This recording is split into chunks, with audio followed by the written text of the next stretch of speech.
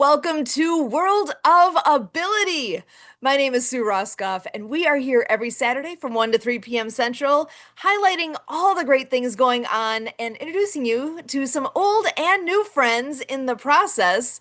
The World of Ability Podcast Network is something that is for everybody, celebrating the ability in all of us and putting the light on people, on topics, on things that mean something to all of us. And I am so excited to be bringing in a new friend to the show.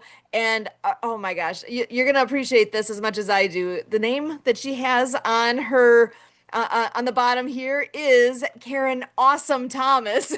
That speaks volumes right there. Karen, I am so glad to have you here with us. How are you doing today? I'm doing wonderful. It is such a pleasure to be here. I'm excited to meet and talk with you and your community. Life is happening right now, and there's so many good things, and taking advantage of all of them is just such a blessing. Oh, I couldn't agree with you more. And I see above you it says, "A better life is a choice." Yes. Yes. Can you go ahead and dive in a bit? Tell us a bit about what you all do. And I am so excited to hear. I mean, right that just reading that is speaking volumes to me. So I'm excited. So I'm gonna just turn it over to you to give us a little more background. Well, thank you. I appreciate you so much. A better life is a choice because every day we make thousands of choices, from what we get up and eat for breakfast to, what we wear. Every part of our life is about choices. My mother was a teacher, and I didn't know I was ADHD. I just knew I'd struggled to even get B's and C's. When my daughter was diagnosed with ADHD, I found out what they call my brain thinking differently, because there's nothing wrong with me. I just think a little different. But she always encouraged staying after, getting help. It's a choice to want to figure it out, or it's a choice to sit back and say, I just can't. So, this is where I have decided to promote going into my older years. My mom's going to be 93. I'm pushing 70. So I'm helping her through these last years. So when she transitions, this is my mission, is to let people know and say, take accountability for your choices, because you are creating your future. Now, what I personally do is that I train women in the art of winning every day in their income and their money abundance, Wow. giving them work from home solutions that they can expand and thrive and never have to worry about struggling ever again. See, what I learned when I had I became an entrepreneur. Well, let me say, entrepreneurship chose me. I was on the path of working corporate America, and we had the house. We were working on having our first baby.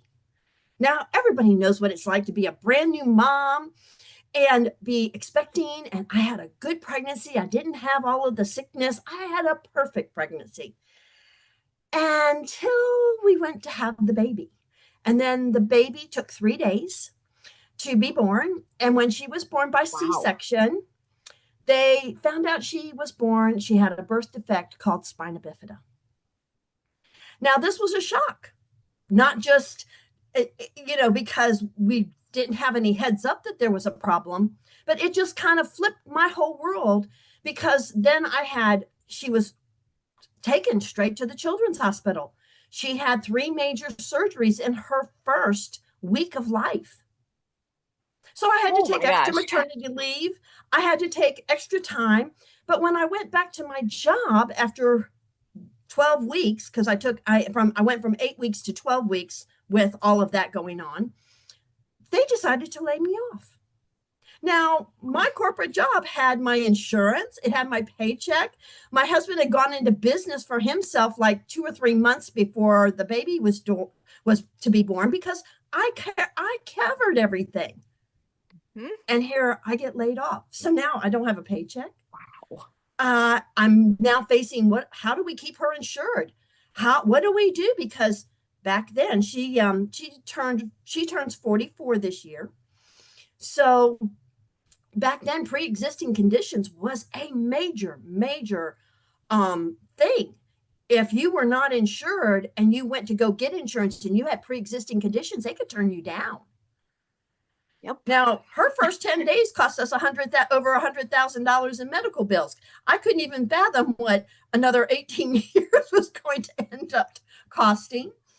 Wow. So we had to take on paying for our health insurance, or at least one of us, and have the baby on the one who had it, which ended up being me because with me being the mom, it made more sense. But the thing is, entrepreneurship chose me because all of a sudden I'm having to stay at home. I never was not my dream to stay at home and be a stay-at-home mom. My mom worked 3 jobs. She was a single mom. I had no clue how do you do that. Mm. So I ended up trying several different work from home. When you have the baby and all of the stuff. My first adventure, of course, when we got ourselves back on our feet, because our first thing when I lost my job, we had to sell our house. We could no longer afford the payment. So selling the house, lived with friends. The first year and a half was a little rocky, but when we started trying to get our feet back, I said, okay, I've got baby stuff. What do? You have a daycare, right? You do Hmm. the daycare. And that worked until she had a medical emergency. And I had to start calling moms to say, I had to find somebody to come sit with the kids. I said, I have to take her to the emergency room. And then I said, okay, this isn't going to work. This was not fun. This was not easy. And I about had a panic attack over the whole thing. Oh, So then you just work through. I went back to being the Avon lady. And nice. I'm a lazy entrepreneur. I don't like trying to convince anybody of anything. What I loved about being the Avon lady is the people who was looking for the Avon lady. All I had to do was find the people.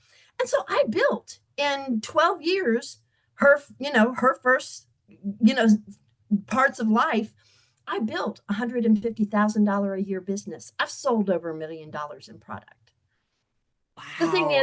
is just as fast as life builds and happens, she had scoliosis, had back surgery that went really, really wrong. And what was supposed to take 6 months took 2 years, and I had to shut my business down when she almost died. So, Oh my goodness. but the thing is we all have anybody you ever talk to, we all have life changing events. Hmm. They say that the average person in their lifetime will go through 3 to 5 life changing events. I'm an overachiever. I've had about a dozen at this point in life. And I've just learned that life is always changing. If you don't like it right this minute, just hold on to your drawers, keep moving forward, and life will change. But if you sit and wallow in poor, pitiful me, then it just drags it all out because a better life is a choice. And all we have to do is keep trying to find what is the better choice right this minute. What is the next best thing I can do for me, my family, my children? That is why now I'm helping my mom through her last season. When I shut down my Avon business because I needed to stay at home. And this was before COVID. And I said, I need to learn this online world. Now, for us that are of an age that we didn't grow up with all these little boxes and all this little technical stuff, this was like me and ET. So me and my computer go like this. Uh-huh. And I like, this is ET. We have found a way to talk, but there's times that I just have no idea what it says. So, finding and moving into the online world, I was introduced to a program And when I started working this program, and I found I didn't have to sell anything, I didn't have to talk to anybody, I didn't have to have a lot of text, and I could make anywhere from $5 to $5,000 a month, depending on how much time I wanted to work on it. So I now teach this, and that is why I train women, not just in this program, because this program might not be the right one for somebody, but I want to help women find the right opportunity that they can either dabble in so that they can have the money to go to the beauty shop, to buy that new dress, to take their family on vacation. Because right now, families are struggling. Families Mhm. are not, with the gas prices, people are having a hard time just getting through the month, let alone having anything extra or having the programs to pay for the programs for their children. Now, because things happened when I was in my middle 20s, I don't have a 401k. I did go to work after my daughter got well from her back surgery. I did have to go get a job, and I found out I'm pretty much unemployable because when you run your own business, me and supervisors really did not get along very well. Um, I was used to being able to run my own self. I did not need to be treated like a kindergartner. And most supervisors out there want to treat all of their people like kindergartners. And I'm like, oh. So that didn't last real long until I was back out. And then uh, it's one of those things. I went through a divorce when my daughter was going through back surgery.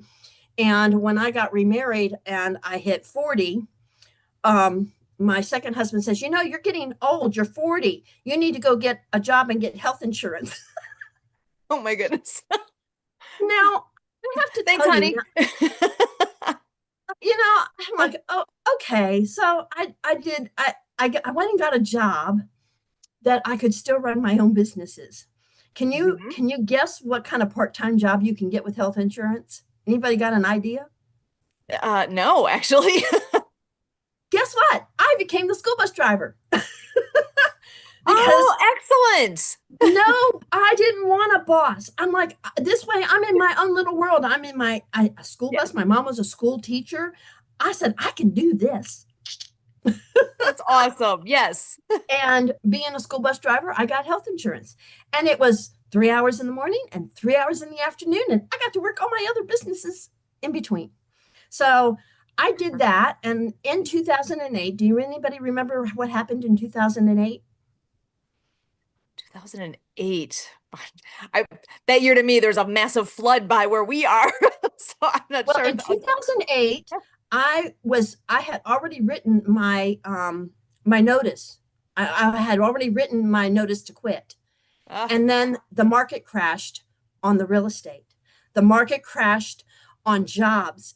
All of a sudden, within 2 months, I lost 3/4 of my Avon business because I went back to Avon. I knew how to do that.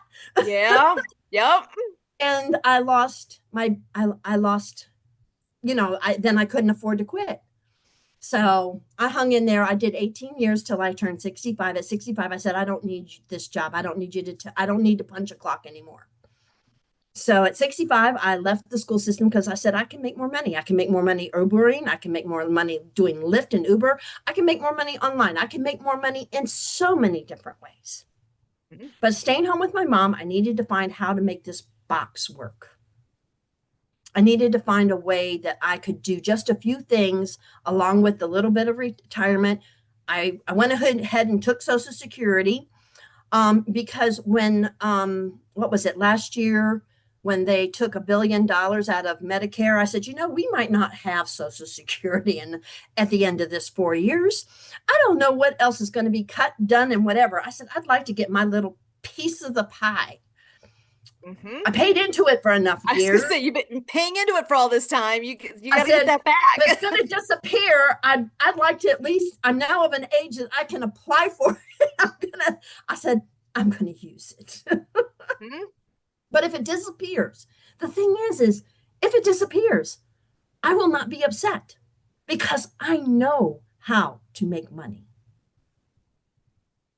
Oh, that's And that is the confidence that I want women who lock arms with me I want to give them that. The art of winning, the art of being a winner. How many times have you gone to do something and somebody will win a raffle or get the door prize and they go, oh, I never win anything? uh-huh. 95% of the people, I never win anything. I never claim that. I am the luckiest girl. I win all the time. You change your words. When you change your words, you change the outcome of things that go on in your life. Absolutely love this. Your story is there's so many pieces of this that I am absolutely jiving with here because there is I'm telling you the Kurt's on another meeting right now, and part of that included a breakout room, and I got to chat with a couple of actually a couple of guys I already know.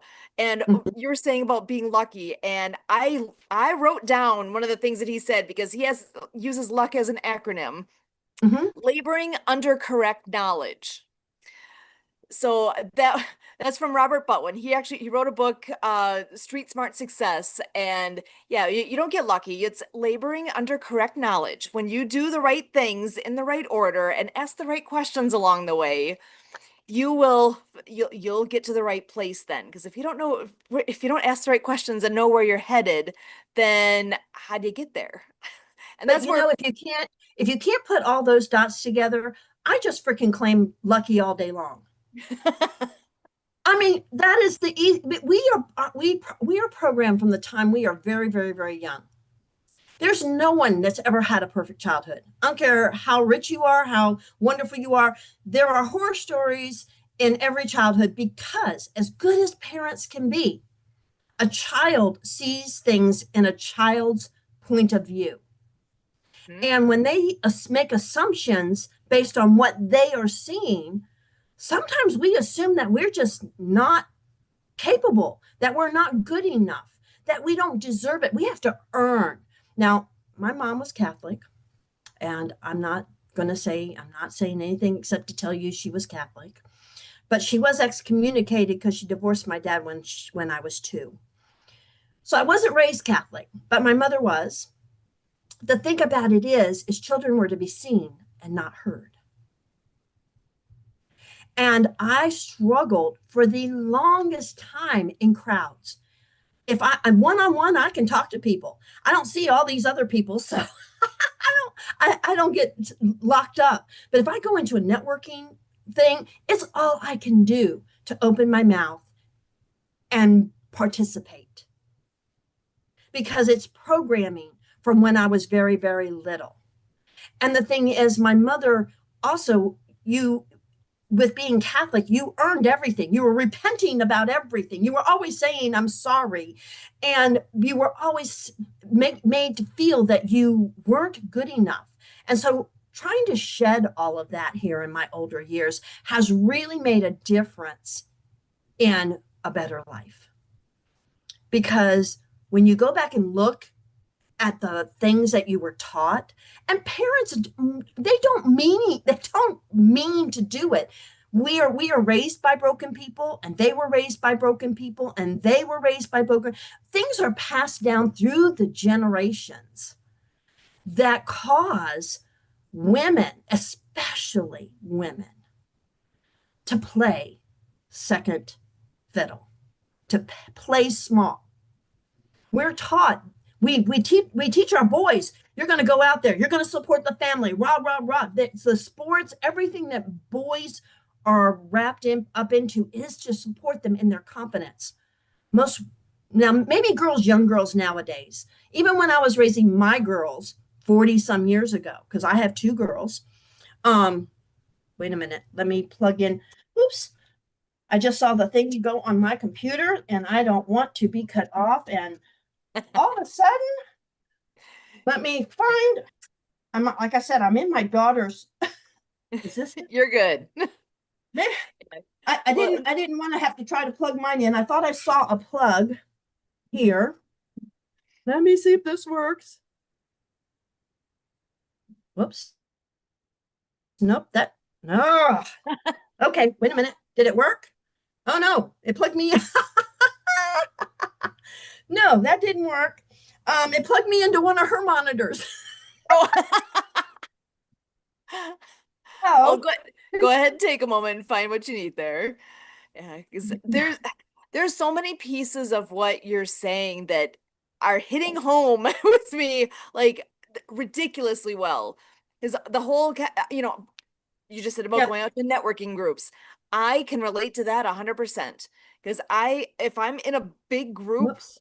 Let's to do in. the interactions like that, it's very different than like this. Talking to somebody one on one, I'm very comfortable. It's all good, but I tend to be the one to be kind of in the background and actually, maybe I have a story about that happened actually very recently.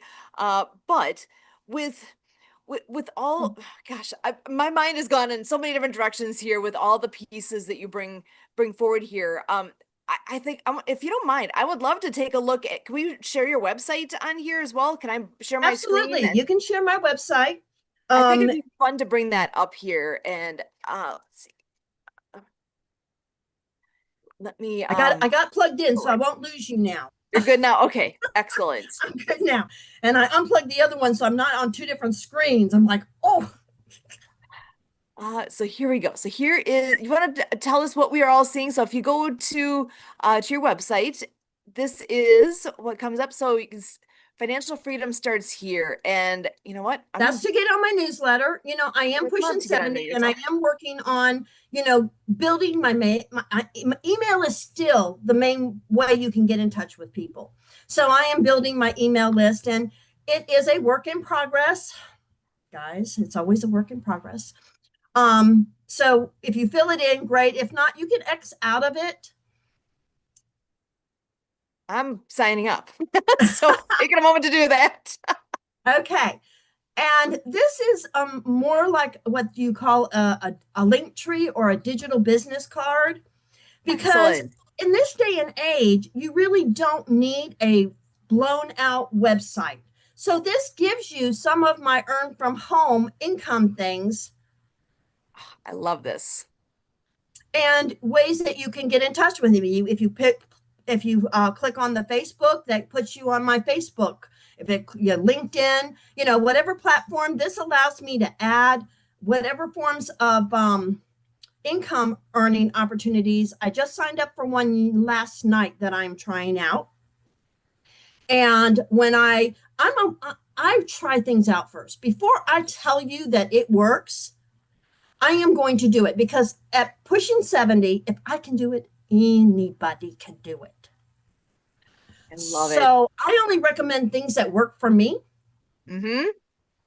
Well, and that's perfect because I'm telling you, I'll be looking at this one and we're all done here today, seeing what you all have here because that's something that we all need help with, right? We like to be able uh to know that if we need income coming in, there's ways to do that. We don't have to be looking at a wall. There's Right. you can make a choice and find ways to do And that. I And affiliate everything. The thing is that I don't want to sit here for the next 30 years and coach people one on one. I'm about doing a group things, locking arms with you, being available to be your biggest fan and be that person that says, you can do this. Let's sit down. Let's break it down. Whatever I get into, if I can figure out how to do this, I can help you through it. oh, So I just believe in mentoring and not coaching so much. So that as I move through these next 10, 15, 20 years, I can work less and play more. Because I didn't play a lot growing up, I didn't play a lot. With my daughter being born with spina bifida, I don't know if anybody knows what that birth defect is, but you have the world of ability here, right? Well, my right. daughter's in a wheelchair and I taught her. She was interviewed by I don't remember the name of the magazine, because she was doing a YouTube or trying to build a YouTube about being able. And Awesome. she was interviewed with this magazine and they say, well, why do you do what you do? So for the only time that I will ever be, and not that she ever said it to me, but she said, because my mother never let me quit. Ah, perfect. Good for you. I, I I mean, really, never that's what it's all about. You got to I empower never let her people. quit. I always was trying to introduce her stuff. I was always trying to everything that we did as a family that she could participate in. She was mainstreamed in school, and because she wasn't mentally disabled, she just couldn't walk. She was in a wheelchair, so she was, physically disabled. And the when she went to go to high school, they put her in a, and this is so funny, they put her in the class for maternity girls. Now she'd been mainstream in PE her entire life, and all of a sudden she gets to high school and they put her in a this PE class for girls that are pregnant. And she goes to the counselor and she says, I don't, this is not where I need to be. This is not my class. And she went to him like 4 or 5 times. She goes, look, you don't want me to tell my mom. You're right. They didn't believe her. And so she had to tell me that this is where she was. And I, of course, I, Mama Bear here, Uh-huh. no, this is not what's happening. And that's just how I roll. One time she was when she was in elementary school, the bus driver told me, she says, did you know that they escort your daughter to class? I said, why did they escort her? She knows her way around the school. Because I don't know. So of course I made an appointment with the vice principal to find out why my daughter was being escorted from the bus to her classroom. And he goes, well, because we want her to be safe. I said, okay, so you mean that the kids run wild in the hallways in your school and she would not be safe? Oh no. I said, then she should be safe. It got to the point if he ever saw me, he turned around and walked the other way, because I don't put up with people making my daughter feel like she can't do. So my daughter is very able. She just got married 2 years ago. She's going to have her second anniversary this month.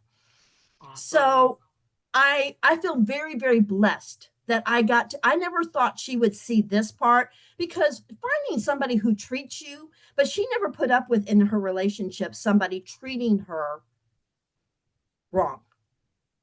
Mm. And she finally found a guy that is super, super, super wonderful.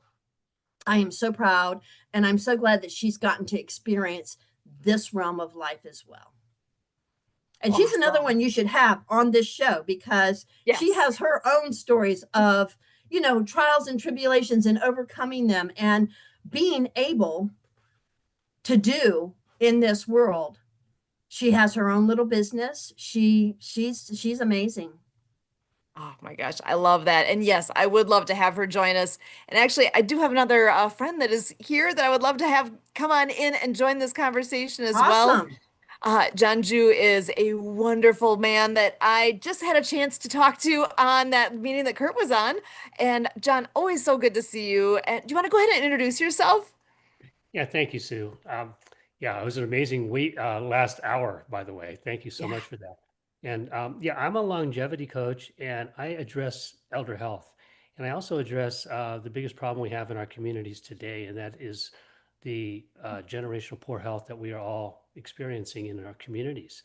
And that leads to generational poverty, and that also leads to a generational legacy for those who want to be part of this movement that we are so aware of, that these special K people like right here, and it's something that really needs to be an awareness thing, that our communities are suffering right now, right at this very moment. Is everybody is connected to not only elders, but also the caregivers, and knowing what avenue that is going down, and it's taking down our communities. And I think it's so relatable. This is what I just learned in the last hour and a half, is that the disability population that we have, 25% of our American population, or I guess it's maybe, I don't know, global, on a global basis, is going, the elders are adding to that. They are getting more and more disabled about dependency on care from their loved ones or whoever. And that again is taking our society down. And so I'm really trying to understand, how we can get this message, how I can get this message out in a verbal, vocal, shout it to the world way, that we've got to take care of this with action, and I have solutions. So that's where I'm coming from on this, and it's really doing podcasts. It's really getting out to the world in such a way that we're doing our podcast this Wednesday, Rico and I, about, it's called the American Wellness Revolution: Awaken to the Truth. And what we're going to be doing is really addressing not only the elders' health, but also the caregivers who are following in their footsteps. And it's generational. The kids who are watching their parents and their grandparents going through what they're going through, it's almost like it's generational. And they have to wake up and understand that it doesn't have to be that way. Excellent. Amen. I agree Yeah. with you. Is it like a Thank better you. life Awesome. is a choice, right? It is. Yes. Yes. And the sad thing is women, because we are most of the caretakers, we outlive our men because we live longer. We outlive our money because we only make up to 3/4 of what men bring home in a lifetime. And we outlive our passion because we get so tired of always fighting to be good enough and to deserve what we have. Yeah. And what you're talking about, Karen, is it's really, a cultural thing as far as men and women and their roles in our society today. And that's what I've noticed. If I didn't wake up a little sooner, it cost me my 40-year-old marriage, well, I don't know how it, how I can be exact about that, because, my wife and I went down different paths, my former wife. And what happened was, she's a 2-time breast cancer survivor, and she is, doing the same things that our society is doing. When we rely on our healthcare society, we rely on our broken systems, big food, agriculture, all that stuff is taking us down big time. And if we don't wake up and really speak to the truth about where we're going with this, with action and solutions, it's only going to get worse. So that's where we all come in, I think. Oh, and speaking of coming in, we've got a couple more that are here. I want to bring them in to join this conversation as well. First up, I have Kurt joining us, and I see Brian's coming on in as well. But Kurt, let me bring you in first. And you want to say a quick hello, and then I'll bring Brian in as well here. Well, Sue, I don't think I'm going to make it as quick as you're proposing, but I do know I appreciate Brian coming here, Brian's enthusiasm for this World of Here, Ability show, and all right, I'm having John him. here. Yeah, John here. But one thing I want to do, I want to make sure, that in the work that I do, I talk about getting that arrow in the quiver. Folks mostly worry about how Kurt seems to have a quiver that is just like humongous and so many arrows in Kurt's quiver. Well, in my practice, I talk about that in our world, there's an element of precision where I can take those arrows and I can shoot them in a direction and I can get them all on a dime. But oh, wait, maybe I should have been aiming over here. So it's that bullseye target. So with today's show, I want to make sure the 5 of us here and everybody watching and listening know in the way I see it what the bullseye target is. So this message goes out to our President Donald Trump, to Secretary Kennedy, to the cabinet, to all of the leaders today, everybody around the world. And in this time of war, kind of the way I see the world's business, the importance of Karen's work to me is like, when we think of the contribution of Zig Ziglar to the world. And as part of his work, he said money isn't everything, but it's essential as oxygen, right? So now we're in this realm of equity. And so let's look at the USA, the United States of America, and all its luster, making America great again, and all the things. The question I have for Donald Trump and the cabinet and every secretary, every, assembly representative across states, every senator, congressional leaders is, in my time, I've been in conversations when we looked at the United Nations, conference for people with disabilities and the treaty that a lot of nations are signed on to. And I understand the economics of it, the financial matters. Like Karen would help us out, works at home, but our home country has to worry about our finances. And there's a little, literacy, financial literacy dysfunction between the United States of America, our 50 states, and our hundreds of millions of people in the country, and the business of all the other countries, because the way the United Nations is working quite well for a lot of other countries financially. And it's something where the USA has not led the way for how the USA can participate. And I think it's so important, and we're also seeing this in the Disability Integration Act, where the Disability Integration Act addresses all these issues. When you're a citizen of the USA, there's a nuance that is not functional in our country, where John is in California. If somebody moves from California to Wisconsin, it's an upheaval in people's lives. Or Brian, where you're located, Karen, when you go to locations, and the Disability Integration Act is something that's been there for over a decade to address, and our country is having these challenges.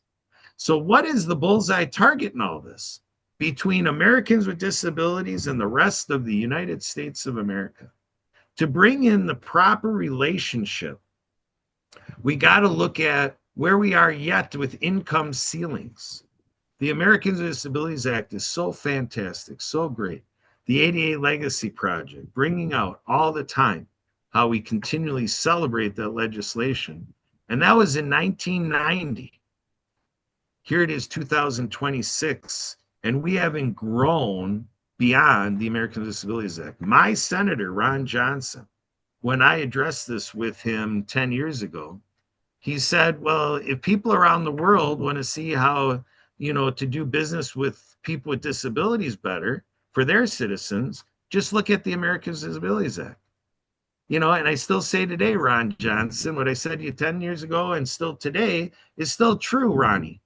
You have to look at, your life, Ron Johnson, and how it's been able to work for you. And can you tell me that it works that same way for Americans with disabilities? Hell no. And this is the business I wake up to every day, my fellow Americans and fellow citizens of the planet, fellow members of the human family. The bullseye target is that I live in a 2-story home, a 24 square foot property, an acre property. My wife, Sue, and Alana and I join it, our daughter, Alana. We enjoy it. So the question in this year, this is a great, political year in our country. And so our voters with disabilities have challenges voting in our country. Let's address that. Let's look at our right to vote and how is that working for Americans with disabilities. I think we can do better, and let's make it better. In the world of finances, there is an income ceiling that Americans with disabilities have to live under to stay within the programs of Medicare, Medicaid, and all those things. There's been great legislation, like ABLE accounts. And there's, disability trusts, there's special needs trusts. There are these financial tools that come from this conversation, but it's been a compromise. It's been where the political appetite stops. And I want to lift the barriers in this country and in the world of financial barriers. So I say this in celebrating that Karen is with us today. Karen is a cool cat, K-A-T. Karen, awesome Thomas. Thank you for being here, Karen, because the financial conversation is the biggest root of this whole matter here. And then it comes into what Jon Jew does with the wellness space. Let's look at how we are able to deliver wellness options to our Americans with disabilities. I'm here to profess in terms of 100 million Americans being Americans in this conversation of the disability conversation. We in America can do better, and I demand that we do better from where I sit, because we're doing great. We're doing a lot of great things, but a lot of Americans are actually fearing. If you're in intersectionality and you're a person with a disability of a certain nationality, we have certain Americans afraid to be in our country. We need to stop this nonsense, folks, and bring it back to the financial conversation. And let's figure out how we can all come together. Sue and I and Emily, who's our assistant here, We do work with the mutual aid network. We work with common funds and things like that, where people with disabilities, Americans with disabilities, can do this work together, have it go into a holding account on a community basis, and then they can benefit from things as a beneficiary being a member of the network and not have it count against their social security number. We need to do these things because we need to adapt, adjust, and build a better country, build a better world. And let's make the war we're in today the last war ever. We have to cry this as 8 billion people on the planet. Let's stop the nonsense and stop the 100 people that make these war times possible. Let's build it from the ground up financially, in wellness, and all the things we do. Brian, come in here. What in the world do you do, Brian? Let's tell the world and let's build a conversation. Brian, thanks for being here. Okay, I just got to make sure that I can get the audio recording first. You're good. Yeah, I mean, I agree. My political thought is, I think we need to work on ourselves first. We need to stop sending billions and billions and billions of dollars outside the United States. We've got our own problems. Let us work on ours first. When we get fixed, then we'll help. But that's just my opinion. Yeah. So Karen, let's bring this to you. When you're working with people financially, you could be in a position where somebody's got a bleeding heart and might be giving a lot of money away, which is great, and it's their personal choice, but you might have to get to a point, to Brian's point, maybe there's some things that they can do today financially that if they look more in the long run, that in the 3, 5, 7 year or more window, they can do more philanthropically if they took a different financial approach. Do you ever see yourself in that place, or you see that's in the realm of what you do, Karen? I'm not hearing you right now, Karen. There's some button or something. It looks like you're unmuted to our Okay, wait a minute. Zoom meeting. Does There that you go. work? There we go. Now Okay. you're good. All right. I subscribe to being personally accountable for my own self.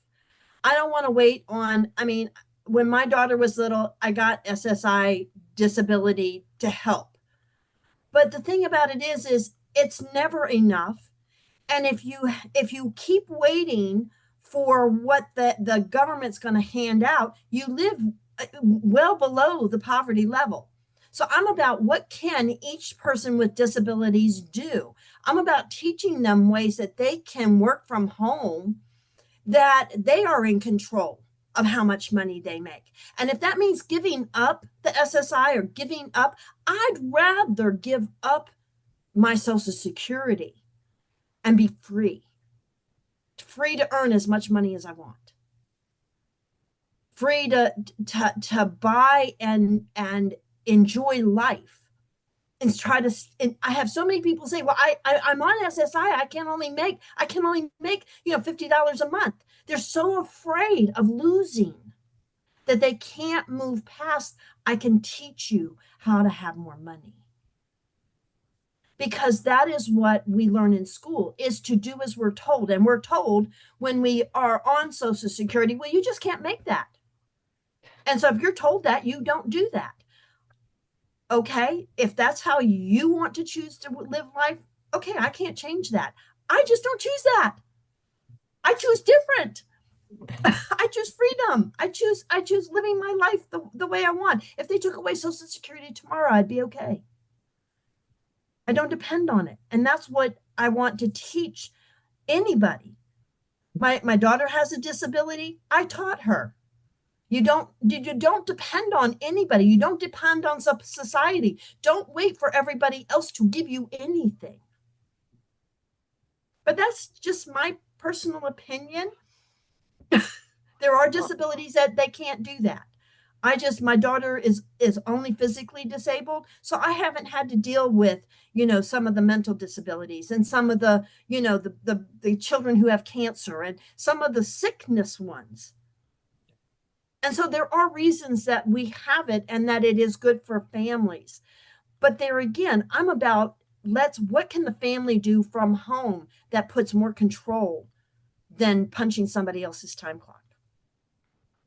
That's exactly right, and that's a practice that we can take to the nth degree. Redesigning. Self advocates have taught me that in the world of disability, and maybe elsewhere too, but there's this element of job carving to be able to look at, when you go to an employer to say, what you're able to do or what you're comfortable to do. If you're part of a team, what is it you bring to the company, and make that the conversation, and appeal to the person with the hiring power. Are they open to bringing somebody in that capacity? That's the key, because I think every person has value. I don't care if they're on a hospital bed. Every person has value in the commercial sector, because inside of there is a soul. Inside of there is a reflection of what goes on within companies, what goes on, that when we say we work to live, what's living it to people, that the whole context of our workday is resembled in that person. And this is the thing that I'm looking to drive, is to say that if you ever say yourself that that person can't work, I think you're playing God, and I don't like it. The person who should be saying that they can't work is the person themselves. If you ask somebody, do you want to work? And they say no, okay, end of conversation. Brian, what do you do for work? I'm a real estate investor. So bring us into the world of real estate. How many clients with disabilities do you serve? I haven't worked with anybody with disabilities yet. Yeah, so that's not a reflection of you or anything in your realms. It's a reflection of the outside world. Right. I profess that if we're not praying together and playing together, how do we think we're going to work together? And if we're not working together, how do we think in our work we're going to be effective, with clients with disabilities or prospects with disabilities? And even if we are functional there, that the economic malformation that's in our culture, it's just not there in practicality, because there's been a bias about, in the past, in the not too distant past, people with disabilities were in institutions, like totally rejects to society, the way that society would define them. And now people with disabilities are slowly coming in to find their righteous role in their lives, including being able to buy a very nice real estate property from you, Brian. These are the changes I wake up to make every day. John, you and I had a great conversation, a 3-hour tour. We got lost. We saw Gilligan's Island, and we saw Gilligan, the skipper, and and so we had a little party, and then we left. But before we left, we said, we see that on this planet, and you had the thought before that meeting, but you told me, you declared that I inspired you to say this thought that you thought was ridiculous, but you and I committed, and I wake up to do this, John, every day. Just had a conversation yesterday about what you and I are partnered to do. Speak about that, John, because I think that's what people need to hear. Say Yeah, your side of the conversation. thank you, Kurt. Yeah, what it is the power of thinking big. And what we have to offer is, we can only act upon what we can think, as far as our intention about really serving others at such a high, tremendously big level, that's where I think the targets really need to be, right in front of us, needs to be really targeted towards something specific, so we can think so big that that we get these big intentions about the world and where we're going with this, is that we know that first step. And I think, well, Karen and Brian also already said that it starts within each one of us from a financial standpoint, is to be able to get the things that we have to offer with value to others.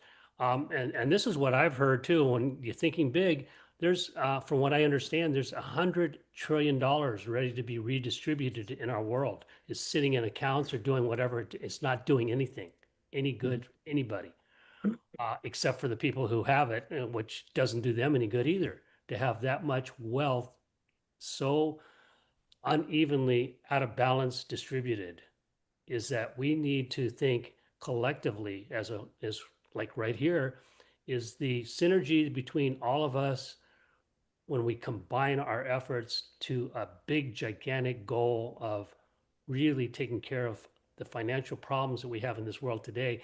And this is where I kind of go off the rails and I lose track of the immediate target right in front of me, is that this is what it's at, on a global issue, is we need to redistribute the 98% of us who need more financial wherewithal to do what we need to do, and the 2% who have all that money. I know I'm throwing out some crazy numbers, but that's the way it is. I mean, that's the way my perception of the world is. And that's where we come in. Is the very first fundamental thing is we have to have optimal health. We have to be, so we're not disabled to what we can do, and we can operate at the highest level as we serve others. And that is serving God. With our service to God is that he created us he created us in three ways. To serve him, as far as, us being self-care and self-love comes number one as we serve God. The second thing is, as we serve others, we are able to serve others at the optimal level when we're at our optimal health, mind, body, and soul. And the third thing is, we're all here for one reason and one reason only, because this is our oneness, is we are here to enjoy the journey, as you exhibited all the time, Kurt and Sue, and the rest of us. That's what we're here for, is to share that loving and joyful journey with each other in such a way that that's all there is to life, is that it's that simple. And we are doing so many things, our government and everywhere else are doing so many things to distract us from living that loving and joyful journey. But we're all in this as a oneness, for peace, for love, and for joy, is that we've got to understand that, and we have to convey that message through podcasts, through what we're doing here, through the things that we can do to take action on something that is so massive, but it's not as massive as just each one of us doing our contribution. Excellent. There we go. And to go to contribution, I want to bring in Dr. Harvey Loomstein for contribution. We do another show that Dr. Harvey loves as well, with, Robert Butwin, Possibilities to Prosperity. So Harvey, I hope you're going to be on with us this coming Friday at live at 5 I'll get the Pacific, date 7 right. Central. But Harvey, before we get into bringing in and contributing to the conversation, I want to make sure before we go down a rabbit hole, let folks know about your podcast, and then what you do otherwise, that's kind of behind you doing this podcast. Well, podcast is Let's Talk Health, and we have people on who are geared to and take part in helping people attain their health, giving them little ideas, talking about topics that can help them function better, such as Maury's tapes or John Kennedy, or the last lady, two ladies we had on, one talked about sugar and how you can have one meal. You should have a meal that has one food. And you'd have to listen to the podcast to get that. Another lady came on and talked about organic farming and growing your own food, which is interesting because we just talked about that at lunch, growing your own food. However, John, you talked about redistributing this wealth. And the problem is that the people who have that wealth actually believe that this is what they say. It's been said to me. It looks better in my account than your account. He only said that once to me. Then the $3,300 he paid me, I collected about 10 or 12 times. He we live in such a skewed world. And the thing I think you have to realize, if you want this to work, you can't start with them, because that's not the place to start. I'm sorry, the social worker in me is coming out now. They're not the place to start. The place to start is with the churches, the synagogues, the mosque. Not even the city would have a vested interest in this, but they're broke. So that money that you're looking at, some of it is in these churches. There are churches that are ungodly wealthy, and a lot of them here in Texas. They all have private planes. C. Flow Dollar is one of, how likely you're a minister with the last name Dollar. Anyway, that's the place you're going to have to start. And it seems to me that you've got to get the families working with one another. And how are you going to do that? Well, my thought was, I don't know, Kurt, maybe you and I talked about an EMP coming along. That would certainly get people working together, because all of this would go away, at least for a while. And then we'd be dependent on one another. The problem is, and I taught this, and you're always going to have prejudice. Always. It's never going to go away. Why? Because there has to be somebody that's not as good as me. Now, that's a reality. How do you overcome that? Because that's the real key, is overcoming mine is bigger than yours. And I saw that when we used to go out to when I was younger and had a fast car, we'd go out and people would be out there with these hot rod cars, and they'd have their hoods up, and mine's bigger than your engine. Seriously. And they'd sit there and compare to the cubic centimeter. We have to go about and foster people working together. And you got to find the right do-gooders for that. We know the evildoers, but you got to find the do-gooders. And when you talk about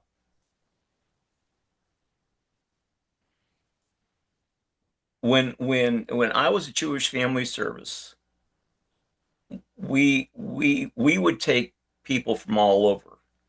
We took people from Highland Park, North Dallas, and people who lived in trailers. But there were facilities out there for those people. There were facilities for people that had a head injury or brain damage. And they could go to work, because work is what makes you feel better about yourself.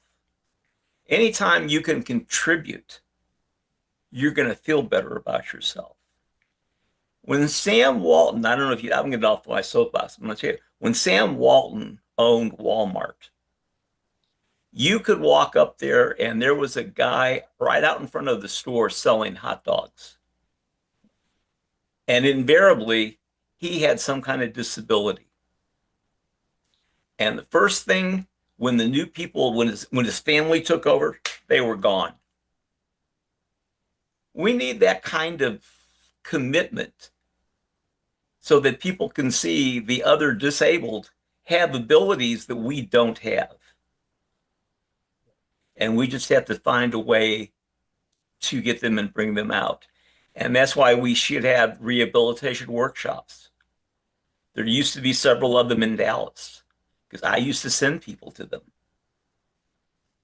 And even if it was, remember the old bus fuses that you'd screw in, they had circuit breakers now, but back then we had a company that made those, and they could take people to put the little metal strip into the fuse. That was a job. We need to go back to that. We need to find a way that make people feel good about themselves. And that requires going after these damned investment bankers because they come along and they just screw up everything. They just rip companies apart. So I'm only saying that because I was looking at some videos today on shoes and how people, when I had my practice and I was working with people with bad backs or who were injured, I actually had the insurance companies buy them shoes or buy them mattresses. I said, one guy we got the dentist, but you have to make the person be able to work. Now you buy shoes for $60 and they come apart. Anyway, that's what I had to say. And I fix brains. That's what I do now. I fix brains. There we go. So thank you, Dr. Harvey, for fixing brains. So Karen, that helps you out because the more our brains are working, the more we can pick up what you're dropping on the financial front and so forth. So Karen, speak to us a little bit on patterns you see in your business. Dr. Harvey mentioned about insurance. There's a little something about jobs. Sue and I find ourselves talking about the topic with, what happens when you have more month than money, stuff like that. So there's this living within your means part of finances that tends to be a little bit of the rub about, our appetite to spend versus our appetite to earn and kind of how that all works. How does it show up in your space, Karen? The balance of income and expenses. How does that show up for you? Well, for me personally, it's about if you don't have enough money at the end of the month, then you go find what you can add to your earning income. And there's so many passive ways. There's so many things that do work, but we have gotten so scammed by people promising so much stuff that doesn't work. And that's why I work at becoming a resource of what does work, because I don't promote anything that I have not made work for myself. But that's not to say that I can't partner or recommend or work with people. If what I'm doing doesn't match what you want to do, then let's find you something that you can work in. It's building the skills. Now, as long as you have the mental capacity to know, how to add, there's so many disabled people that maybe run a little slower, but they can learn the skills to do so many things. But we have been taught as a society that we have to punch somebody's time clock. But here where I live, we have several companies that employ the disabled. They have there's one company that teaches and works with the disabled on fixing cars. So they buy older cars and they teach them how to work on them, and then they sell them to pay for the program. But it gives the people that are learning that a place to go every day. But there's still so much where people were saying, stay in the closet, don't do. My daughter fought for a long time. She got tired of being in the workplace because there's not accommodations. You're looked down on. It gets hard emotionally if you are the disabled to feel like an equal, because you're not taught, you're not treated like an equal. And so running your own business, finding ways to make money on your own terms and in your own flexibility within your own disability is a plus that most people are worried about being scammed, because everybody's worried about their money.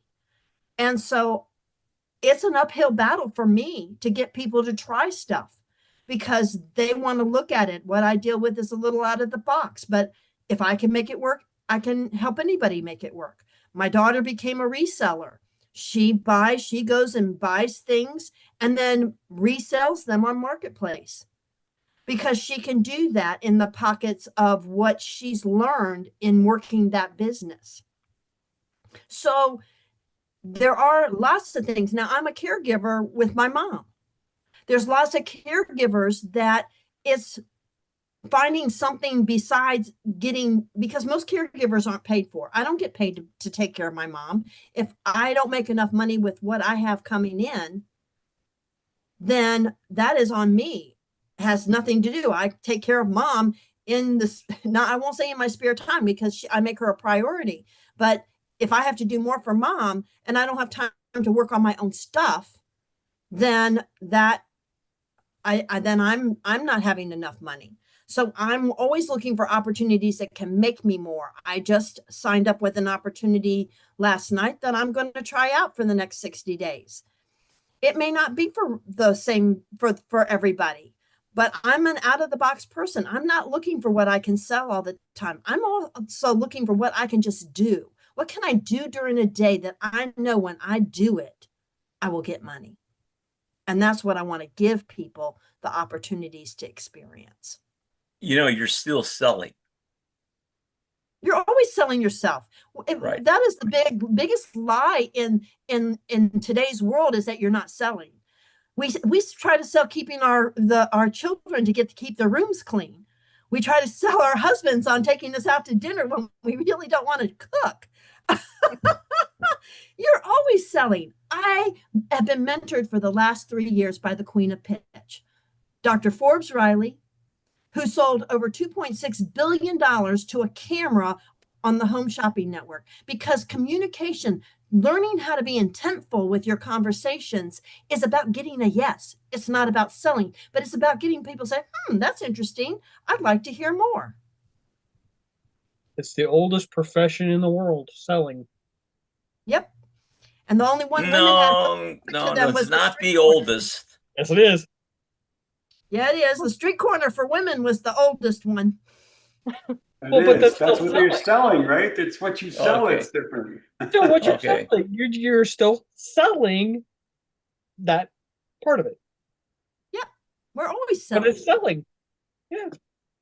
But if you call it that, people say, I don't sell. I'm not a good salesperson. So you have to wrap it up in a different way for them to say, oh, I can do that. There you go. So, John, John Kennedy, we have Karen here. We're talking finances. So let's take that intersection with, your work on neuroplasticity, and Dr. Harvey was saying how he helps the brain side. Jon Jew, obviously, that's a byproduct of his work too, better improve brains. So let's take a look at our capacity to do our math, to make our decisions, and to work our finances, and to pick up what Karen drops on the financial front. How do you see that in your work? Do people say, oh my gosh, I'm more responsible for my bank account now because I got a better brain? How does that work, Jen? Well, yeah, in a way. So actually, it's close. So we had a great conversation last time with John and Harvey, because we all help the brain in different ways, right? The body, the mind.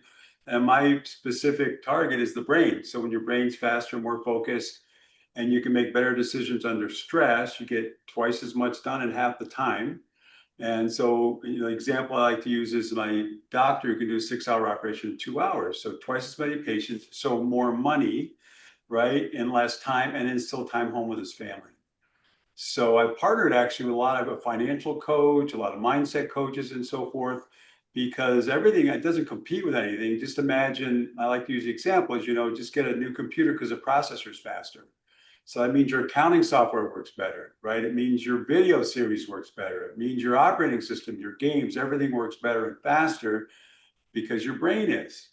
And so I've helped a lot of people actually partner with someone who's what do you call it? A manifestation coach, right? So that, whole idea of manifestation, so we can help make more money. We get that mindset, believe we can make more money. So we integrated some of his affirmations into my program. So when you're in flow state, you can reach that state much faster. So I guess that's a roundabout way of saying, I can help people make more money, not by teaching them anything, but just by, supercharging the brain that has to make those decisions and learn those things. There you is go. that a good Thanks, segue, John. Kirk? I don't know. That's beautiful. Yeah, no, that was good. That was good, because now, Karen, if you're ready, I want to come back to you, Karen. So with the rest of us here, in your lane that you bring to us, how do you navigate that people come to you with their preconceived notions, they're hearing other messages, they're trying to sort it out. Now you're coming, with your specific suggestions, or, to be true, and you're trying to get what's in your brain over to their brain. Speak to that a little bit about people's preconceived notions kind of being a thing you need to work with to get them to carry out the plan that you can create with them. Well, people's attention span is so small nowadays with all of the technology that we have. We fight with people just not wanting to pay attention. And so now it takes 50 some touches, 50 some them hearing something so many times that it starts to feel more normal. Because what I introduce and what I talk about isn't the normal way of making money. People's normal way of making money that has been acceptable for eons is you go get a job with somebody. You learn skills. You learn, for women, it's typing, how to take dictation, how to be a nurse. You learn skills, and then you go punch somebody else's time clock to use those skills. What I want to and encourage people is using your own skills of your why. Why do you want to do this? Because it's easy. Everything is easy to accomplish if you have the bigger reason why. I built a $150,000 business because I had a child that needed health insurance. And if I didn't pay her health insurance every month, if she had a doctor bill, we were going to have to pay it. And, when you've already seen doctor bills 40 some years ago that she already maxed out $1 million on a health insurance plan, you have a bigger why than other people.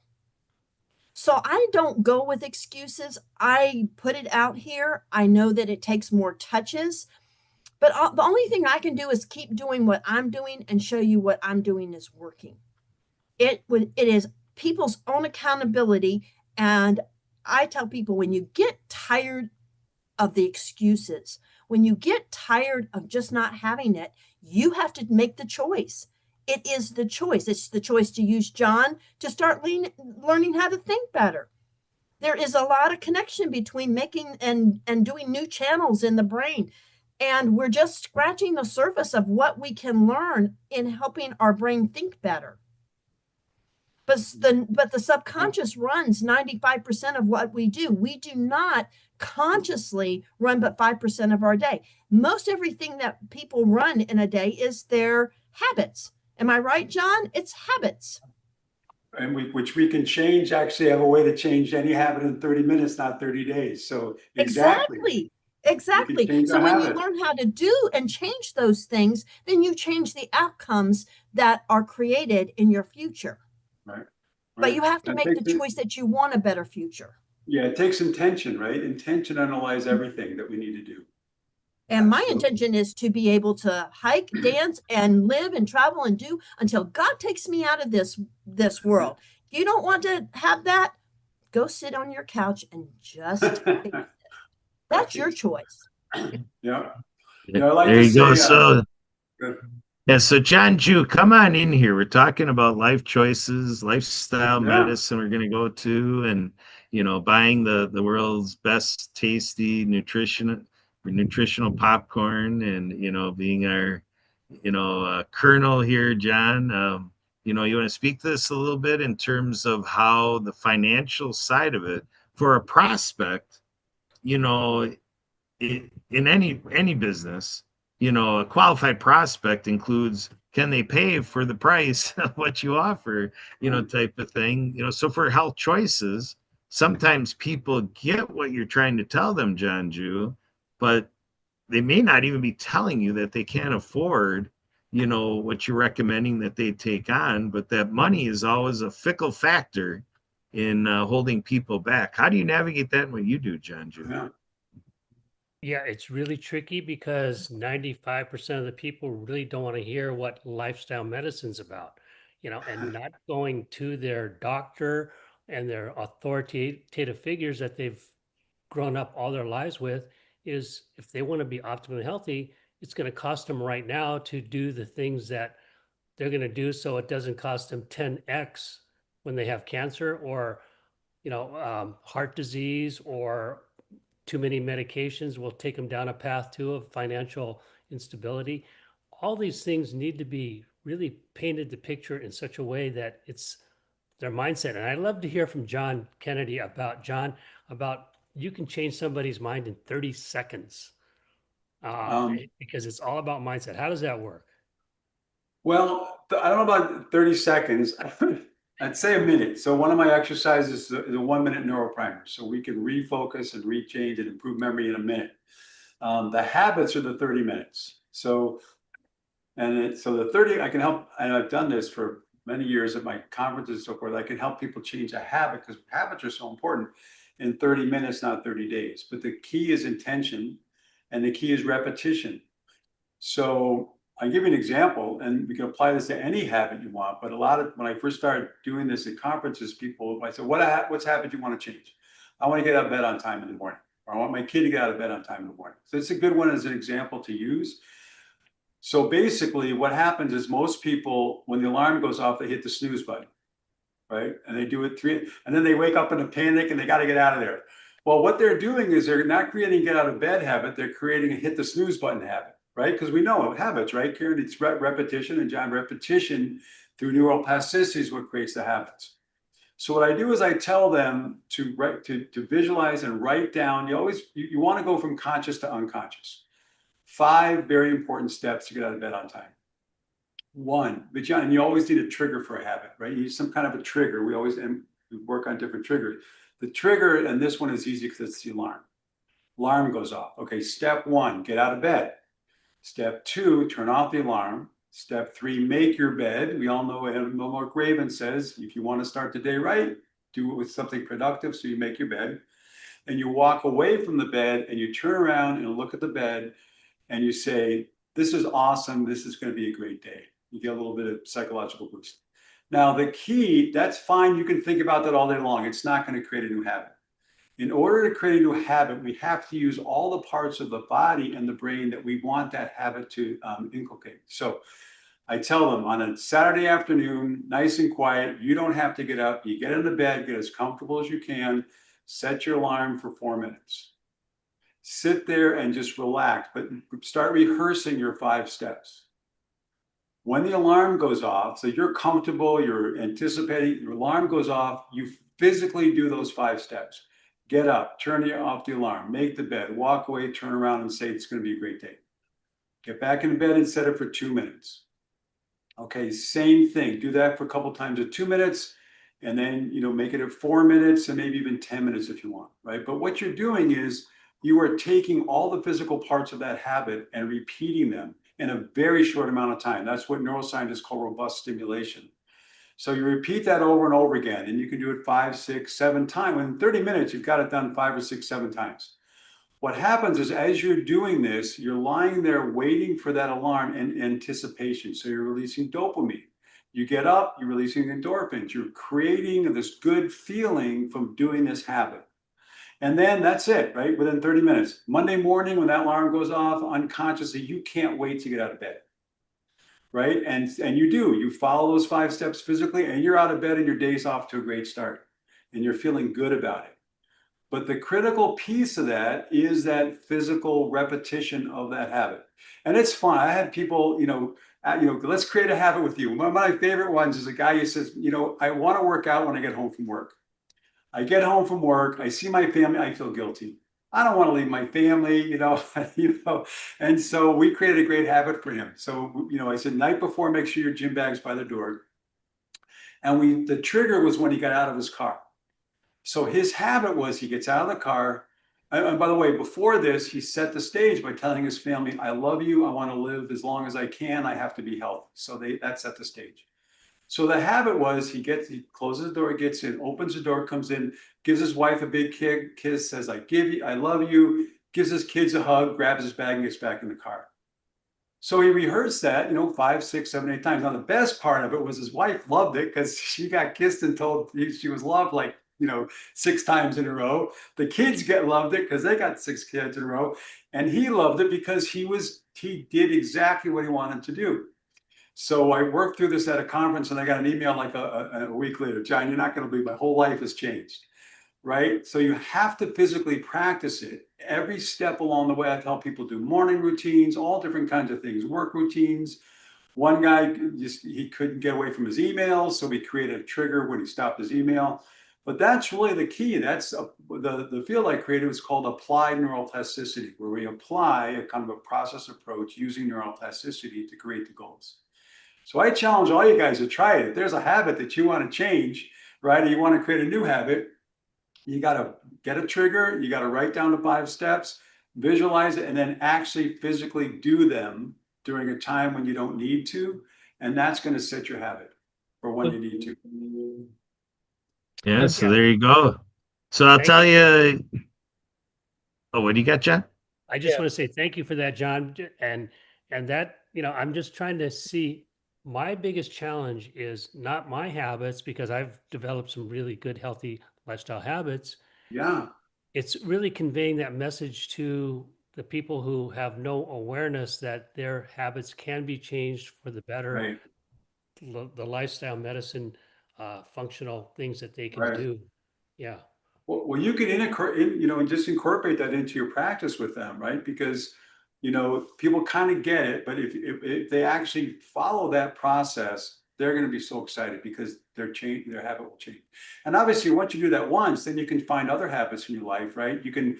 I don't think it can get too distracting if you do more than 5 steps. You can do 4 or 6 steps, but once that one's done, you can build another one on top of it. So one person getting out of bed, and then the next habit was to get down and start working out. So you can add these habits to the first ones. But the main thing, John, is just getting them to have a little bit of hope that they can change that habit, right? And then taking them through the process. Right. Yeah. Excellent. Thank you. Thank you. Thank you. Oh, sure. Yeah. Brian, go ahead. Anytime. Yeah.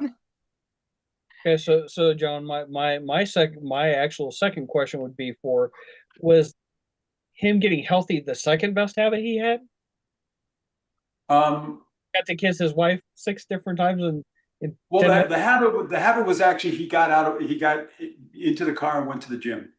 So that's where he was struggling, right? Because he felt guilty when he did that. If he came home, oh, I got to go work out, and the wife says, oh, come on, stay for dinner, whatever. But once he started doing it and they understood he was doing it for them, that became easy for him.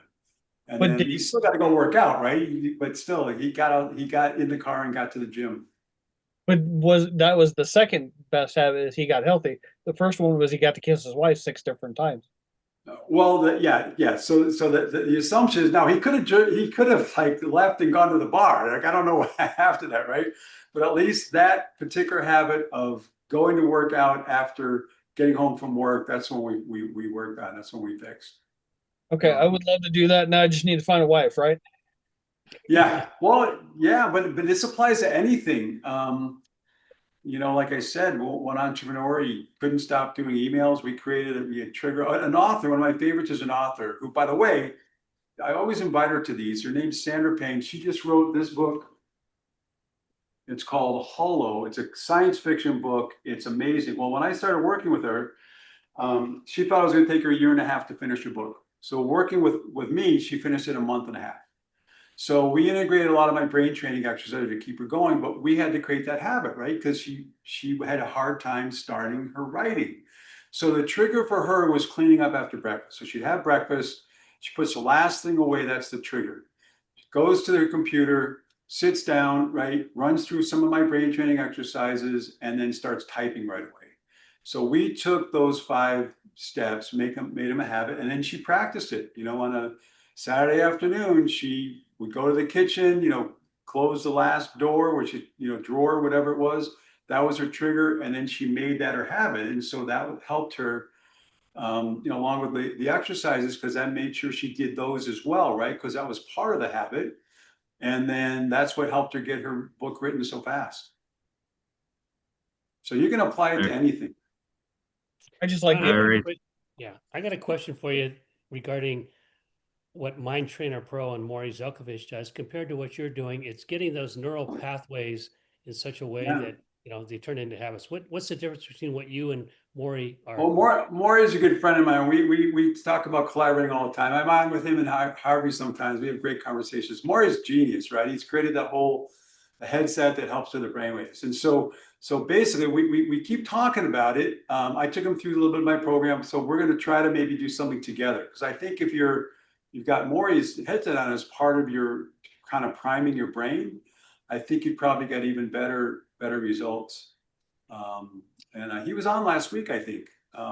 So yeah, Maury's thing is really brilliant. I think very different, right? Again, that's actually going right to the brain waves and all that processing. And then mine is just neuroplasticity based.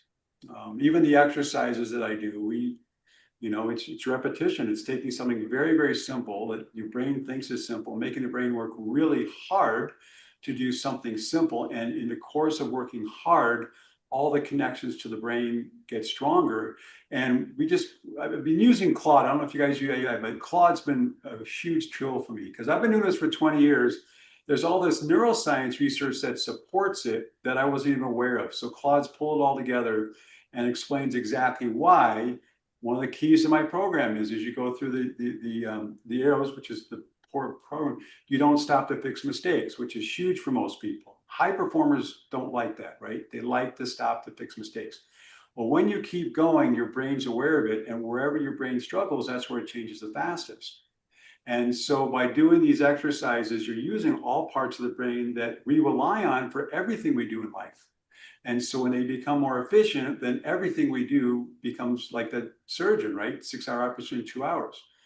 And so the very different approach, but I think what Maury's headset does, I think it primes your brain for neuroplasticity changes faster. So we keep dancing around. It's one of these days where you get together and do it together at the same time. Different approaches, but still, it's all about the brain. Everything we do flows through our brain. And when our brain's operating better, everything, our mindset improves, right? Our ability to do things improves. So yeah, the brain it's incredible. It's an incredible thing, gift God gave us with our brains. And then Harvey can actually make sure it's getting the right nutrition, right, Harvey, so that it can actually. No, I listened to you and I listened to Maury, and basically I wrote about this a long time ago. What you're doing is increasing the microvolts, and by increasing the microvolts, you're causing more energy to fix the brain. You can't do anything if you don't have the energy within the brain to fix the brain, because that's the way it works. You have to have the energy.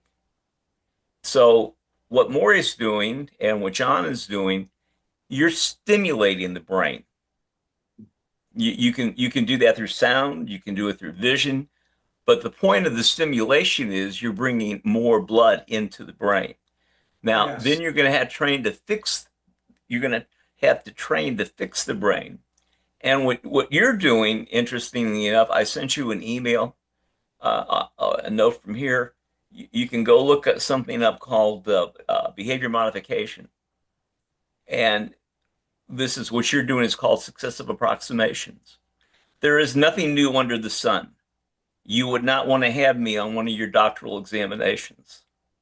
There's nothing new under the sun.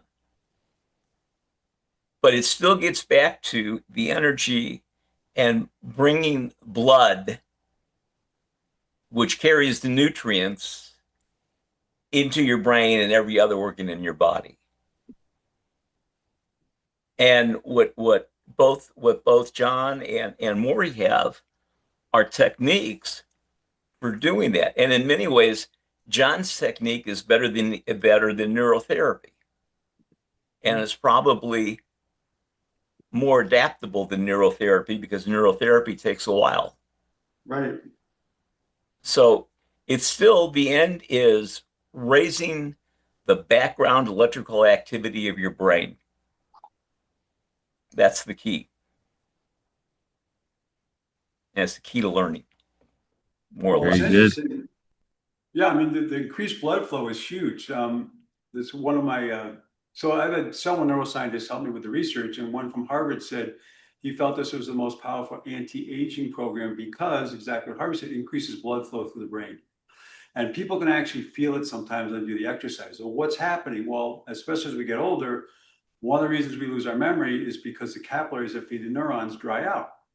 Or when you flood it with brain, the neurons, the capillaries get engorged, and we actually have great success with people regaining lost memory, short-term memory. And so HEG is actually a scan that measures blood flow through the prefrontal cortex. And then a 76-year-old man doing the exercises, and you can see a significant increase in the blood flow.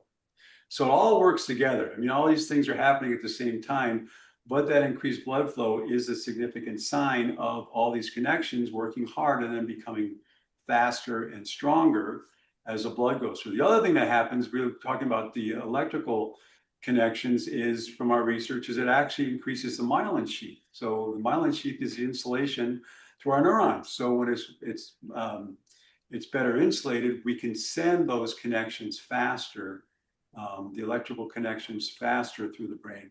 And that's why the memories come back. Yeah, well, because the memories are stored along that myelin sheath with frequencies. That's how it all works. And you have to hit the right frequency to get that memory.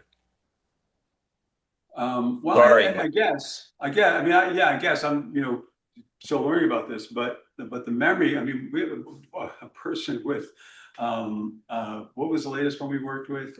Sundowners dementia, right? So sundowners is when it gets darker. I mean, you should listen, if I can find the testimonial. I mean, she's remembering stuff she never thought she could remember very quickly. Because she's got the energy to generate the frequencies to access the memories. Well, and what we're doing too is the memories, increasing the frequencies, but also remember, it's like your body, when your brain works hard, it gets stronger. So what normally would tire someone, they're not tired anymore because their brain's more efficient. And that's probably what you're talking about, increasing the ability of the brain to send those signals faster. So, and I'm still learning about it. We're getting these great results for 20 years. It's so refreshing to me to see all this research. I can send you guys some of the research that Claude put together. It just blew me away. I believe it. There's a Dr. Yoshi for robust stimulation, Greinberger about how you give short, intense bursts of energy, of exercise to the brain, and you let it sit for a couple minutes, and that's when all those connections get stronger. There we go. Thanks a lot, guys. Let's do a little check-in to see if our creative director is available. Marianne of Waikiki, premiering on the Mark TV here on her screensaver. Marianne, are you out there? Are you looking to unmute and come on in, Marianne? We're coming into our final segment here, so I want to see if Marianne's going to be a part of it. Yes, Take it away, Marianne. Hey, Marianne. Hi, hola.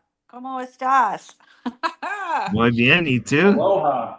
Yeah. So we were out today through the thrift stores with sound bath healer Brennan and Jen and Captain Carla, retired veterans nurse.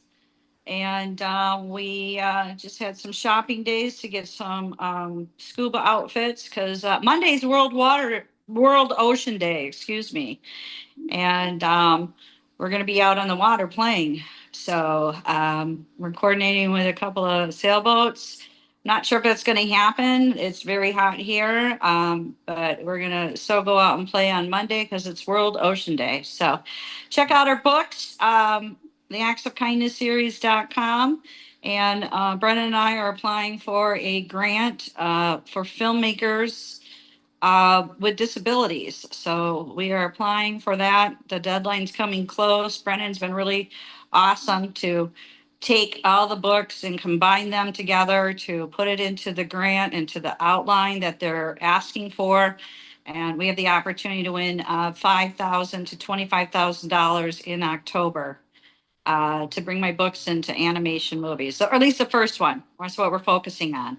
Underwater Acts of Kindness for ocean cleanup of the Great Pacific Garbage Patch. We did apply for Awesome Foundation Minnesota with Santa Papa John. I didn't hear anything back from them in May, so I assume that we were not really looked at because they're looking for people who live there.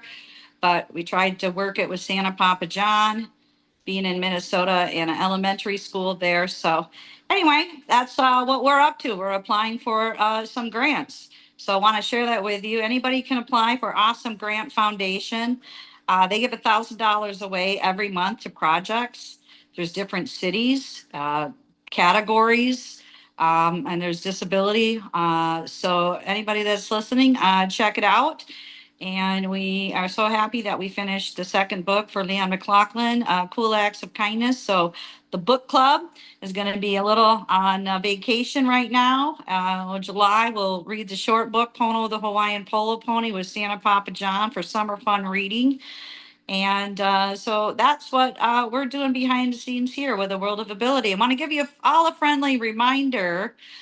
Next month is the American Disabilities Act anniversary of 36 years, where President Bush signed the American Disabilities Act. At that time, I was a case manager with the deaf at a mental health agency, and we were granted that ADA. So share the good news. Kurt's doing some amazing events, speakers. I don't know, water ski show. Who knows what this duel of these water skiers are going to be doing in July. And I know the temperatures are rising. It's rising here. Our sea is rising temperature wise. So everybody be safe, hydrate. Doctor's orders, right, Dr. Harvey? Absolutely. You got to We're drink a lot doing of water. we're actually, Brennan and Jen did a 72-hour cleanse. I didn't jump on that, but I am drinking baking soda, apple cider vinegar, Bragg kind. I knew Patricia Bragg from the Unity Church of Hawaii. She's no longer with us on this planet, but the Bragg apple cider vinegar, Himalayan salt, and lemon. And Yes, I'm lemon. telling you, I feel so hydrated and I can walk. I mean, it's excruciating out here now, but it's better. I think it's better than buying these electrolytes or Gatorade and making it at home.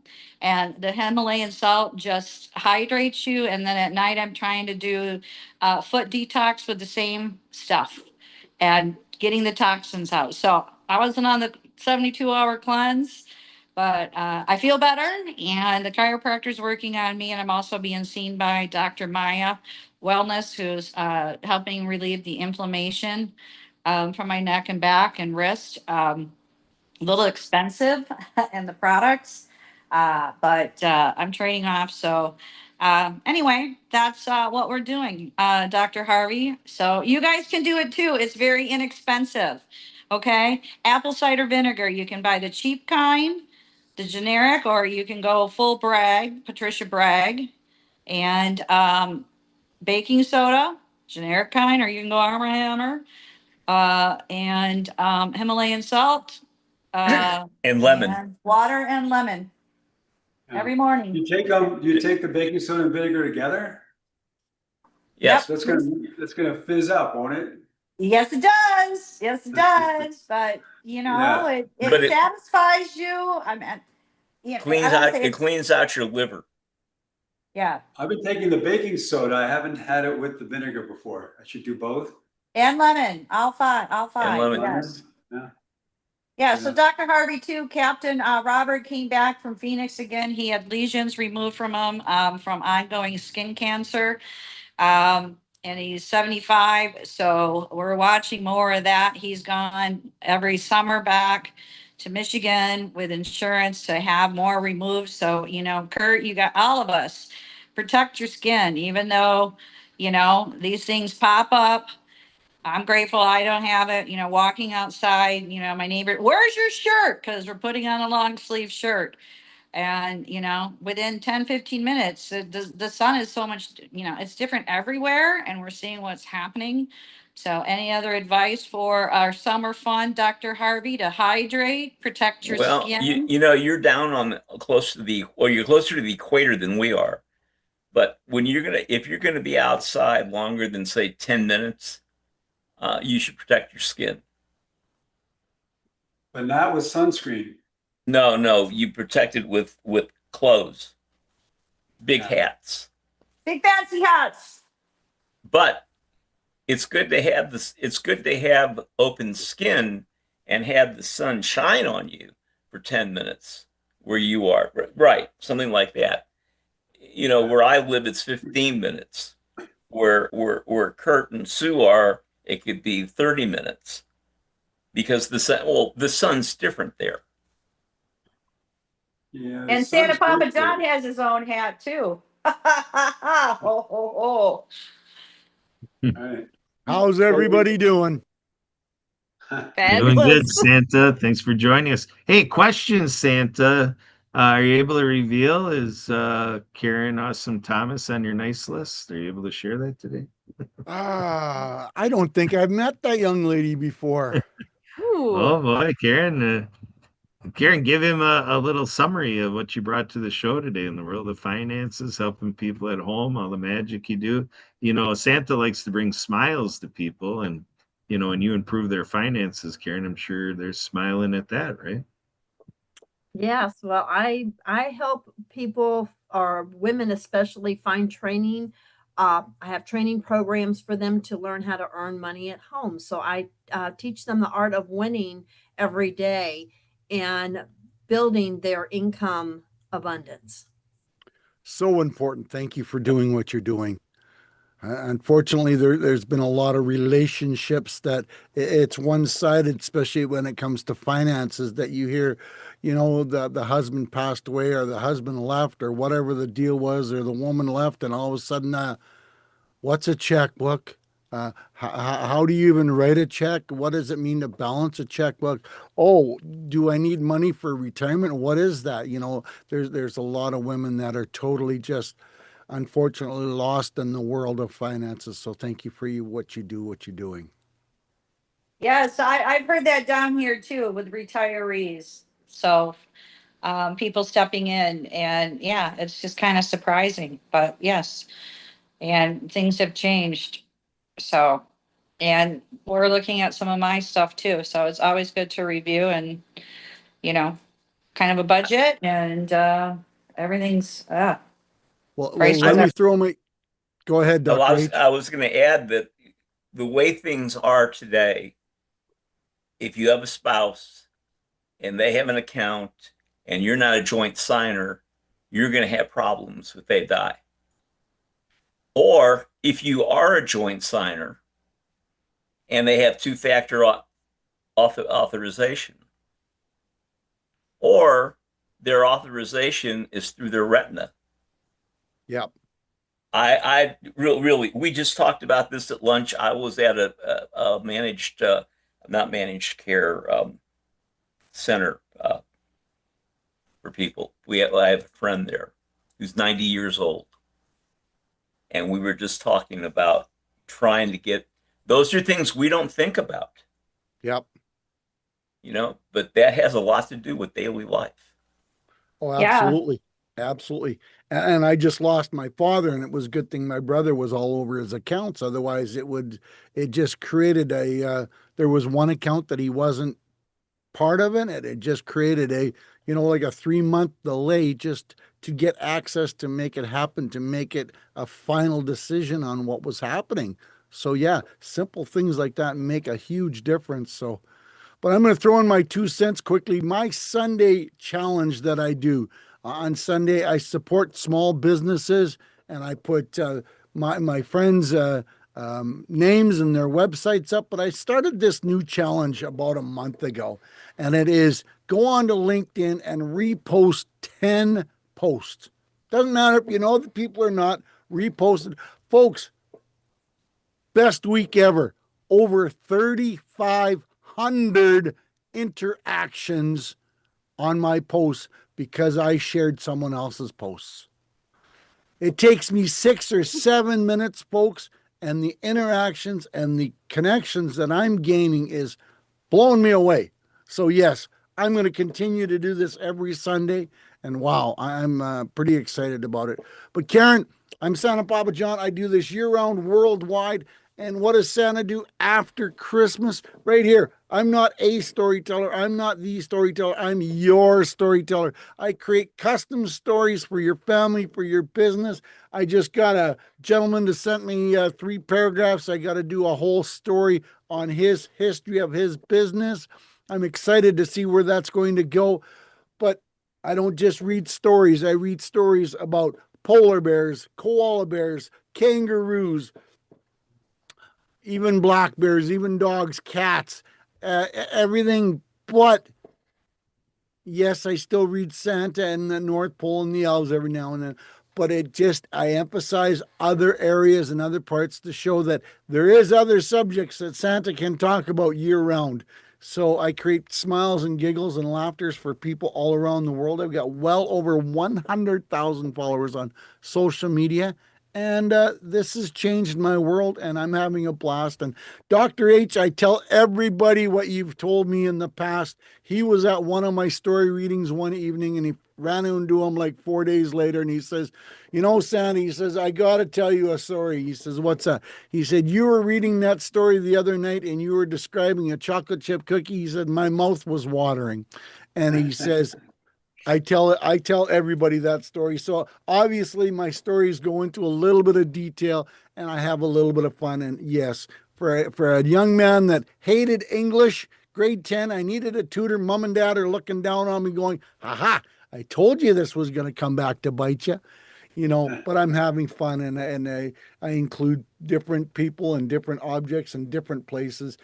Santa even goes traveling on his tour, on his stories every now and then. I did, you know, Yellowstone Park here a couple of weeks ago, and it was pretty adventurous and pretty fun. So, yeah, I'm having fun. I got to get down to Mexico, Marianne, and explore some of the things down there. But you know what? Time is a lot of fun. So that's what I do, Karen, and I put smiles on people's faces. Yeah, and does. Santa even does. made his way into the Jewish community, and giving away cars and giving Yeah. gas away to keep the car going, and Stu and Lori Variety Hour, and so yeah, Santa's really helping us all out with everything we're doing, a lot of uplifting stuff. So Sue, we've got about 3 minutes to wrap this up, put a bow on it, and tuck it under the Christmas tree, whatever we're gonna do. Take it away. Let's do what you do. Oh, well, what an amazing group here today. I'm blown away with all the words of wisdom, all the insights, all these wonderful people in one room, and I'm grateful for each and every one of you. Karen, I am going to send it back to you for a final thought, being our featured guest here today. So what take-home message would you like to share with everybody? That you can make any and all amounts of money that you want to if you just choose to take time to learn the skills and to look into opportunities that can be applied to your situation. We all can do more with less time. Awesome. Beautiful. Oh, what a great group. Did anybody else have any last things, any events coming up that we wanted just in 30 seconds to share anything that's coming up soon? Monday is World Ocean Day, so go out and play. I'm Marianne of Waikiki. And John Kennedy, I got some ideas for a new book. You always have good ideas, Marianne. I know. Hey. Great. Karen, I was going to say you can use my father as an example to tell the younger generation to put money away. My father was almost 94, still collecting 5 pensions a month. He was retired for 38 years. Wow. He retired when he was 55, did not work after that, enjoyed life. They were snowbirds. They did 23 years in Mesa. And there was many times I asked him, "So do you miss work?" He said, "How the hell did I have time to work?" I love Isn't that. that what we strive life to be for? To enjoy life on our own terms. Right. Exactly. Love it. Words to live by. Oh my goodness. So Karen, Brian, John, Marianne, Harvey, John, Thanks, and everybody. Santa Papa John in the room here. I love you guys. You are amazing. And stick around for just a moment afterwards. I want to get a nice group picture with us. Beautiful group from all of us here with World of Ability Podcast Network.